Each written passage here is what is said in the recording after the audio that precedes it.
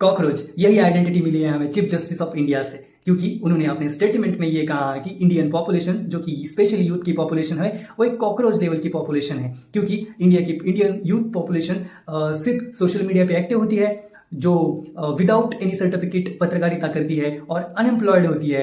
इसी वजह से उन्होंने एक ऐसा स्टेटमेंट पास कर दिया जिसमें उन्होंने कहा है कि इंडियन पॉपुलेशन, यूथ की पॉपुलेशन एक कॉकरोच पॉपुलेशन है। सो मेरा ये कहना है कि चीफ जस्टिस ऑफ इंडिया को ये वेरिफिकेशन करना चाहिए था कि अगर इंडिया में पॉलिटिक्स में देखा जाए तो मेंबर ऑफ पार्लियामेंट्स जो होते हैं, उनकी एजुकेशन क्वालिफिकेशंस, उनकी लिटरेसी रेट एंड उनकी स्पीच को चीफ जस्टिस ऑफ इंडिया को एक बार देखना चाहिए था। डिबेट सेशंस उनके एक बार ज्वाइन करने चाहिए थे चीफ जस्टिस ऑफ इंडिया को, क्योंकि अगर वो देखते तो उनको पता चलता। स्पेशली लोकसभा के देखने चाहिए थे, क्योंकि राज्यसभा में तो सिर्फ पपेट होते हैं जो कि चुने हुए होते हैं, पॉलिटिकल जो कि पावरिंग पार्टीज होती है उनके।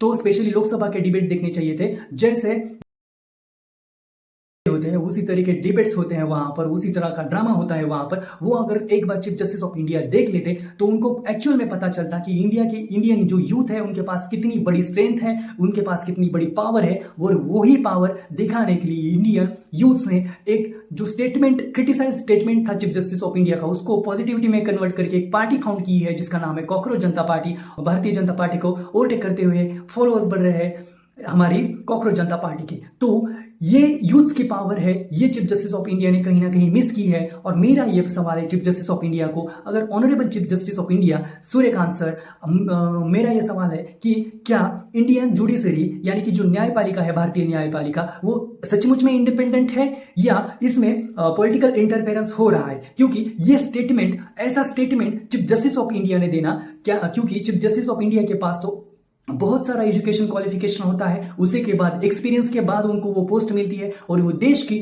जुडिशरी की यानी कि न्यायपालिका की सर्वोच्च पोस्ट होती है। तो वहां पर जाकर ऐसी बातें करना एक वेल एजुकेटेड पर्सन को शोभा नहीं देती है। और ये एक स्टेटमेंट, मेरे को ऐसा लगता है ये स्टेटमेंट किसी पॉलिटिकल पार्टी का हो सकता है या किसी पॉलिटिकल लीडर का हो सकता है, किसी चीफ जस्टिस ऑफ इंडिया का या और सादे से सादे एक एडवोकेट का भी नहीं हो सकता। लेकिन ये चीफ जस्टिस ऑफ इंडिया ने ऐसा स्टेटमेंट दिया है और इस स्टेटमेंट से पूरे देश के जो यूथ है उनका मनोबल टूट चुका है। इसी वजह से उनका जो गुस्सा है, उनका जो रिएक्शंस है, वो सोशल मीडिया पे दिख रहा है और ग्लोबली सब लोग देख रहे हैं।